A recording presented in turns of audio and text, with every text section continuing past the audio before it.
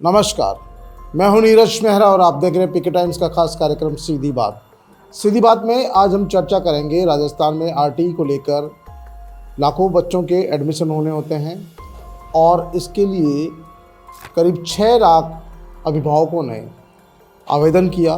2.25 लाख की लॉटरी निकली, लेकिन अभी तक एडमिशन नहीं होने से अभिभावक परेशान है। इसके साथ ही निजी स्कूलों में सरकार की तरफ से निर्देश है कि कोई भी स्कूल वाला स्कूल में पाठ्य पुस्तकों की बिक्री नहीं करेगा, ड्रेस की बिक्री नहीं करेगा। लेकिन निजी स्कूल संचालक इस मामले की खुली अवहेलना कर रहे हैं। स्कूलों में पुस्तकें भी बेची जा रही है, ड्रेस भी बेची जा रही है और यहाँ तक कि जूते जुराब तक स्कूल वाले अपने ही स्कूल से खरीदने के लिए अभिभावकों को जो है दबाव डालते हैं।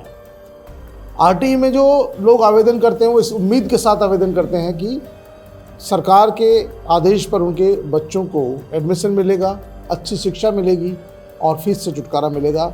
लेकिन अभिभावक अब परेशान है कि आवेदन भी कर दिए, सफल आवेदक भी बन गए, लेकिन एडमिशन की प्रक्रिया इतनी स्लो है कि अभिभावकों को कोई भी स्कूल वाला सही तरीके से जवाब तक नहीं देता है और वो अभिभावक इतना परेशान हो जाता है। और उन अभिभावकों की लड़ाई लड़ने के लिए संयुक्त अभिभावक संघ बना हुआ है जयपुर में। अभिषेक जैन बिट्टू उसके प्रवक्ता है, ये मेरे साथ ये बताएंगे कि क्या किस तरह की समस्या आ रही है। एक पेरेंट्स भी है, इमरान कुरैशी जी, वो भी आए हैं, वो भी बताएंगे कि आरटीई में क्या परेशानी आ रही है। अभिषेक जी, सरकार की तो बड़ी अच्छी पहल है कि आरटीई के तहत बच्चों को एडमिशन मिले, लेकिन जब लॉटरी निकल गई है तो फिर क्या परेशानी आ रही है? सर, सरकार की केवल पहल ही है। योजना जितनी अच्छी और प्रभावी होनी चाहिए थी उतनी अच्छी और प्रभावी बिल्कुल भी नज़र नहीं आती है। क्योंकि अगर आप धरातल पर अगर इस चीज़ को देखेंगे तो मैं विगत 6 वर्षों से इस चीज़ के ऊपर संघर्ष कर रहा हूँ। इन 6 वर्षों के अंदर मैंने अनुभव लिया कि केवल योजना कागजी है, धरातल पर इस पर कुछ भी देखने को नहीं मिलता है। क्योंकि आप ये देखिए, पिछले सत्र में 80,000 बच्चों की लॉटरी निकाली गई थी, जबकि 3.25 लाख एडमिशन हुए थे पिछले साल। उसमें से 80,000 बच्चों की लॉटरी निकली थी। लड़ झगड़ के फरवरी 2026 तक 40,000 बच्चों का दाखिला वहाँ पे सुनिश्चित हो पाया था, जिसमें से 40,000 बच्चे आज तक अपने भविष्य को तराश रहे हैं, स्कूलों के एडमिशन का इंतजार कर रहे हैं, पढ़ाई का इंतजार कर रहे हैं। ऐसी स्थिति में अब नया सत्र प्रारंभ हो चुका है। इसमें 6 लाख से ऊपर आवेदन आपकी बार अभिभावकों ने किए थे, जिसमें PP3, PP4, PP5 और फर्स्ट क्लास के अंदर आवेदन दिए थे, जिसमें से लगभग 2.25 लाख के आसपास राजस्थान सरकार के शिक्षा विभाग मंत्रालय द्वारा 12 अप्रैल को लॉटरी निकाली गई थी, जिसमें अभी तक केवल कागजी कार्रवाई ही चल रही है। अभी तक दाखिले सुनिश्चित नहीं हो पाए हैं। जो निचले स्तर के स्कूल है, छोटे स्तर के स्कूल हैं, जो मतलब कार्रवाई से डरते हैं, वो उन स्कूल संचालकों ने बच्चों को दाखिला दे दिया। लेकिन जो सबसे बड़े हाथी हैं, सबसे बड़े मतलब ये कहें कि माफिया हैं, उन लोगों ने अभी तक स्कूलों के अभिभावकों को चक्कर कटवा रहे हैं दाखिले को लेकर। कभी किसी चीज़ को लेकर फॉर्म रिजेक्ट कर रहे हैं, कभी एड्रेस को लेकर फॉर्म रिजेक्ट हो रहे हैं, कभी आय प्रमाण पत्र को लेकर फॉर्म रिजेक्ट कर रहे हैं, कभी नाम को लेकर फॉर्म रिजेक्ट कर रहे हैं। इस तरह की हरकतें दिखाकर अभिभावकों को प्रताड़ित कर रहे हैं। अभी आप बोल रहे थे कि स्कूल वाले चक्कर कटवा रहे हैं। मैं केवल चक्कर कटवाने की बात नहीं है, अगर आज आप वाकई में स्थिति देखना चाहते हो, आरटी की पेरेंट्स की बात नहीं है। यहाँ पर हर स्तर के, चाहे तो वो मोटी फीस कितनी लाखों रुपये की फीस देता हो, उस अभिभावक को स्कूल के अंदर जाने की अनुमति नहीं है। क्लास के अंदर बच्चा कहाँ बैठा है, कैसे बैठा है, क्यों बैठा है, क्या कर रहा है, क्या नहीं कर रहा है, उस तक को देखने की अनुमति नहीं है। तो आप आरटी की पेरेंट्स की स्थिति आप ये देख लिए कि उनको गेट के अंदर घुसने तक नहीं दिया जाता है। तो ऐसी स्थिति में क्या वाकई में ये रियलिटी की अभिभावक प्रवेश नहीं कर सकता? बिल्कुल भी प्रवेश नहीं कर सकता सर। गेट पे ऐसे रोक दिया जाता है जैसे सेंट्रल जेल के बाहर पीड़ितों को रोक दिया जाता है कि अपने अभ्यर्थियों को देखने के लिए। आरटी का भुगतान तो सरकार करती है, फिर इस तरह का बर्ताव कैसे हो सकता है? सर, आरटी का भुगतान, सर आप आरटी की बात कर रहे हैं, मैं तो प्राइवेट स्कूलों के अंदर जो डायरेक्ट एडमिशन लेते हैं स्कूल वाले, मैं उन तक की बात कर रहा हूँ। उन तक को स्कूल के कक्षाओं के अंदर जाने की अनुमति नहीं होती है। वो केवल जो रिसेप्शन होता है, काउंटर होता है, बस वहीं तक जा सकते हैं। इसके अलावा प्रिंसिपल से भी मिलना होता है ना, तो अपॉइंटमेंट लेना पड़ता है।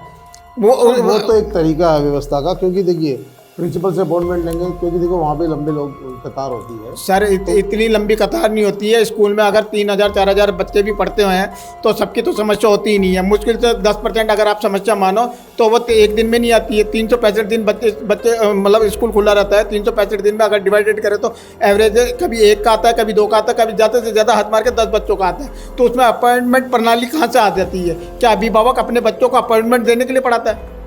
क्या इतनी मोटी फीस क्या अपॉइंटमेंट देने के लिए पढ़ाता है? आपको लगता है व्यवस्था में सुधार होना चाहिए? बिल्कुल सर, हम पिछले 6 साल से जो संपूर्ण शिक्षा सुधार हमारी मांग है प्रमुख, वो इसी दिशा के अंदर हम काम कर रहे हैं। और इसी दिशा के तहत पहले हमने कोरोना काल के अंदर हमने हमारा संघर्ष चालू किया था। इमरान भाई बैठे हमारे पास, पेरेंट्स है।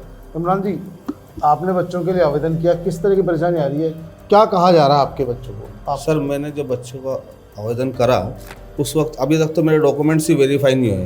अच्छा, डॉक्यूमेंट्स वेरीफाई नहीं हुए और स्कूल शिक्षा संकुल में वो बोलते हैं कि साहब हमारे पास नहीं होगा, हम डी ऑफिस जाओ।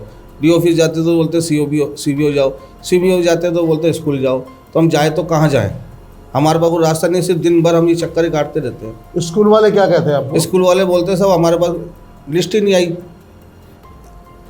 वहाँ जाओ CBO ऑफिस जाओ। CBO ऑफिस जाते हैं तो बोलते स्कूल वाले करेंगे, स्कूल वाले ऑफिस जाते हैं तो बोलते डी ऑफिस जाओ। बस ये चक्कर लगा रहे हैं। कई यहाँ तक कि ये नौबत आ गई कि कई फार्म तो रिजेक्ट कर दिए हैं, उनमें ये नहीं पता चल रहा है किस वजह से रिजेक्ट करें। आज जब मैं CBO ऑफिस गया तो एक बंदा मुझे मिला, उसका बच्चा पिछले साल एडमिशन हो गया जी, उसको स्कूल वालों ने निकाल दिया। RT के अंदर एडमिशन होने के बजाय बावजूद भी निकाल दिया, ये कह कर के आपके बच्चे की गवर्नमेंट हमारे को फीस नहीं दे रही है, इस वजह से हम आपके बच्चों को नहीं पढ़ाएंगे। क्या अभिषेक जी, इस तरह की समस्या भी सामने आ रही है? बिल्कुल सर, अभी जस्ट पिछले 4 दिन से मेरे पास भी ये शिकायत आई हुई है। वैशाली नगर के अंदर सेंट करके स्कूल है, उस स्कूल के अंदर पिछले सत्र के अंदर दाखिला हुआ था। RT के तहत चयनित हुआ था विद्यार्थी, छात्र लड़की है, छात्रा है, नर्सरी क्लास में एडमिशन हुआ था। उसका एडमिशन अभी हाई कोर्ट के अंदर मामला चल रहा था, तो उससे लड़ झगड़ के फरवरी के अंदर राजस्थान हाई कोर्ट का फैसला आया था। उस फैसले के बाद उस बच्ची का एडमिशन स्कूल के अंदर हुआ फरवरी के अंदर। अब जब नया सत्र चालू हो गया तो स्कूल संचालक अभिभावक को बुला करके साफ शब्दों में मना कर चुका है कि आपको जिसके पास भी जाना है, जिसको भी शिकायत करनी है, जो भी मेरा कुछ उखाड़ना चाहते हो वो सब कर लेना आप, लेकिन मैं आपके बच्चों को नहीं पढ़ाऊंगा, क्योंकि सरकार के द्वारा हमें अनुदान राशि प्राप्त नहीं होती है, जिसकी वजह से हम बच्चों को पढ़ा नहीं पाएंगे। तो आपको लगता है सरकार पैसा नहीं दे रही है, भुगतान नहीं कर रही है? सर, आप शिक्षा मंत्री से मिले हो कभी? सर बिल्कुल, लगातार हम मुलाकात करते हैं। अभी पिछले हफ्ते ही हमने शिक्षा मंत्री से मुलाकात करनी चाहिए थी, लेकिन उन्होंने संगठन स्तर पर बात करने से साफ क्लियर शब्दों में मना कर दिया। शिक्षा मंत्री का इस तरह का व्यवहार अभिभावकों के प्रति कि भाई वहाँ पे उनके संगठन के प्रतिनिधि द्वारा अगर कोई प्रस्ताव या कोई सुझाव या कोई ज्ञापन दिया जा रहा है तो उसको लेने की बजाय उनको धुतकार दिया जाता है, तो वो अपने आप में साफ स्पष्ट होता है कि शिक्षा मंत्री का शिक्षा को लेकर के किसी भी प्रकार की कोई जिम्मेदारी नहीं है, जवाबदेही नहीं है, ना उनको चिंता है कि बच्चे पढ़ रहे हैं या नहीं पढ़ रहे हैं। लेकिन सरकार तो दावे कर रही है कि 2.25 लाख एडमिशन हो गया RT के तहत, और क्योंकि देखिए जब 2.25 लाख लोगों का फाइनल सिलेक्शन हो चुका है और एडमिशन प्रक्रिया जा रही है, तो स्कूल वाले भी कहते हैं कि नहीं अभी पहले नंबर का फॉर्म आया, दूसरे का आएगा, तीसरे का आएगा, सबका एडमिशन हो जाएगा लास्ट तक। सर ये कहने की बात होती है, RT की प्रक्रिया कितनी जटिल है, जितनी जटिल नहीं है उससे ज़्यादा जटिल स्कूलों के द्वारा, शिक्षा विभाग के द्वारा बना दी गई है। कारण क्या है कि स्कूल क्योंकि जो दिशा निर्देश जो जारी होने चाहिए एक समान तो होते ही नहीं है, का स्कूल स्तर पर अलग अलग तरह की प्रक्रियाएँ अपना करके कि स्कूलों के दबाव में आकर के प्रक्रिया बना दी जाती है और अभिभावकों को पर थोप दी जाती है। कारण ये होता है कि अभिभावक दर की ठोकरें खाता रहता है, लेकिन पूरे साल भर ठोकरें खाने के बावजूद भी उसके बच्चे का दाखिला नहीं हो पाता है। तो यही सबसे बड़ी विडंबना है कि शिक्षा विभाग जो दोहरी नीति अपना करके अपनी नीयत के अंदर खोट का प्रदर्शन करके अभिभावकों को प्रताड़ित करती है, यही अभिभावकों की सबसे बड़ी विडंबना है। इमरान भाई, अब क्या तय किया आपने? अपने बच्चों का क्या एडमिशन करा रहे हैं दूसरी जगह या अभी इंतजार कर रहे हैं? क्या इंतजार के अलावा कुछ और है आपके पास? इंतजार ही कर सकते हैं अभी, वो कुछ तो चांस है नहीं सर, क्योंकि वजह ये है कि अगर प्राइवेट स्कूल में हम पढ़ा सकते हैं तो हम RT में एडमिशन बढ़ देंगे, और हमारे पास कोई ऑप्शन नहीं है। सरकारी स्कूल में जा नहीं सकते क्योंकि सरकारी स्कूल की हालत इतनी ख़राब है कि हम हमारे बच्चे को नहीं पढ़ाना, वो बेहतर है, वहाँ पढ़ाने से बेहतर है नहीं पढ़ाना। क्या अभिषेक जी, वाकई में सरकारी स्कूलों की स्थिति इतनी दयनीय है, ये कह रहे हैं कि वहाँ पढ़ाने की बजाय, भेजने की बजाय ये नहीं पढ़ाया ज़्यादा अच्छा है? सर आप खुद देख लीजिए निजी स्कूलों में कितनी मारामारी है, RT के एडमिशन को लेकर कितनी मारामारी है। मैं वही चीज़ बता रहा हूँ, आज निजी स्कूलों में क्यों मारामारी है इतनी, आरटीई को लेकर आवेदन प्रक्रिया इतनी जटिल क्यों होती जा रही है? इसका सीधा स्पष्ट कारण है सरकारी स्कूलों की अव्यवस्था।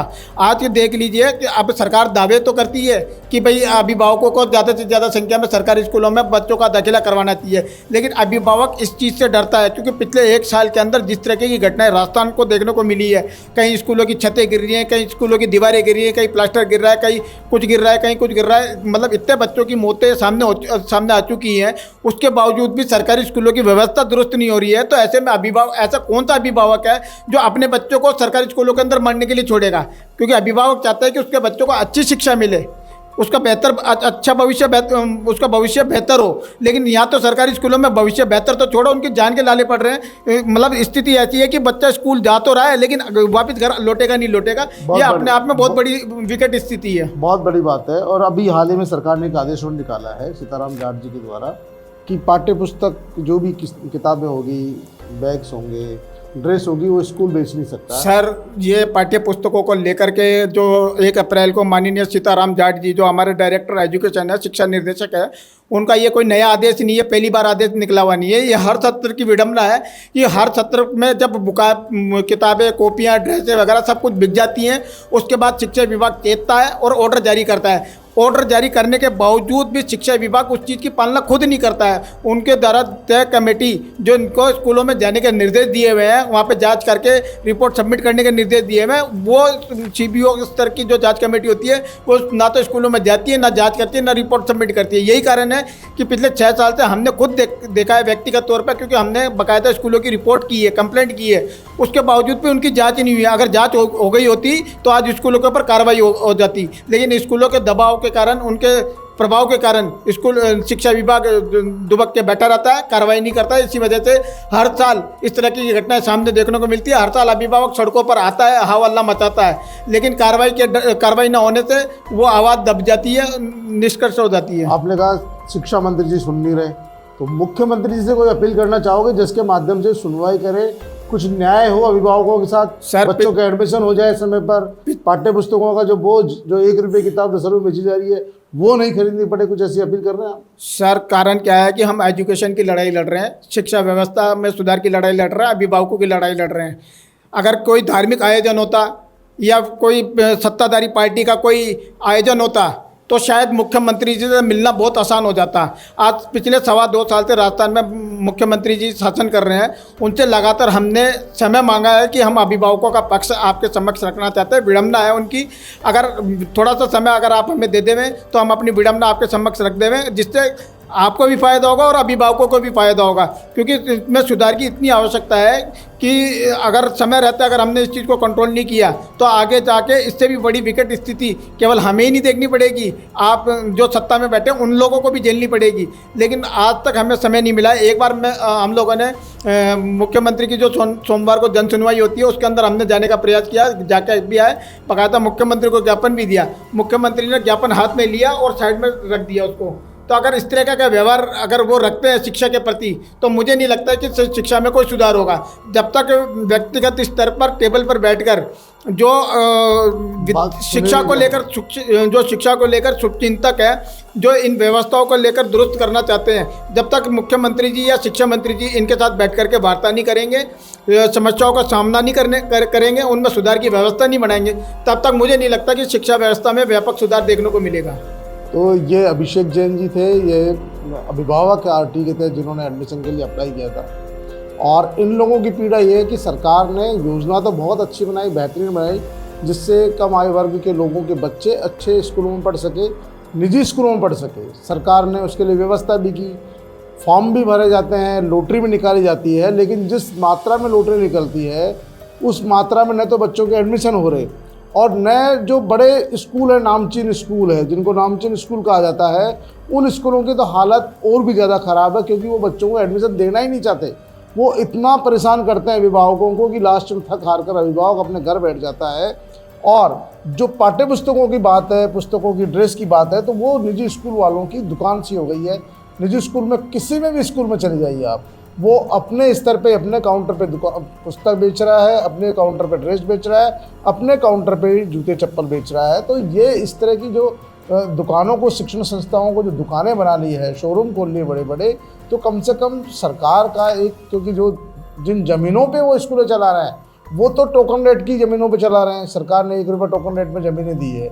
लेकिन जब आरटी और तमाम चीज़ें जो लागू होती है तब उन्हें बड़ा परेशानी का सामना करना पड़ता है। जी, आपके चैनल के जरिए मैं एक बात और कहना चाहूँगा, राजस्थान सरकार को शिक्षा व्यवस्था में अगर सुधार करना है, निजी स्कूलों के ऊपर लगाम लगानी है, अभिभावकों को न्याय दिलवाना है, तो जो निजी स्कूलों की जितने भी प्रदेश भर में निजी स्कूल है, लगभग 40,000 प्लस निजी स्कूल संचालित हो रहे हैं, उन सभी स्कूलों की अगर ऑडिट करवा दी जाए तो इनका नेक्सस, उनकी हकीकत, उनका जो लूट का जो रैकेट है वो सब चीज़ निकल करके सामने आ जाएगी, वास्तविक स्थिति सब स्पष्ट हो जाएगी। बिल्कुल अभिषेक जी, आपने सही कहा।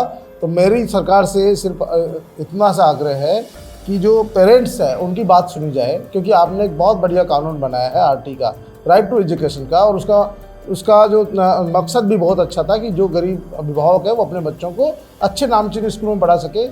आपने उसके आधार पर लोग आवेदन भी करते हैं और इस इंतजार में भी रहते हैं कि मेरे बच्चे का एडमिशन अच्छी स्कूल में होगा। एडमिशन हो भी जाता है लेकिन एडमिशन मिलता नहीं है। और तमाम बातों के लिए तमाम लोग, जो ये भी अभिभावक है, अभिषेक जैन भी अभिभावक है, संघ बना रखा अलग बात है, इमरान जी हैं, बहुत सारे लाखों लोग हैं जो अपने बच्चों को एडमिशन चाहते हैं। तो सरकार को चाहिए कि इस मामले में थोड़ा सा कठोर एक्शन ले, और जो स्कूल संचालक बच्चों का एडमिशन देने में आनाकानी करते हैं उनके खिलाफ एक्शन करें।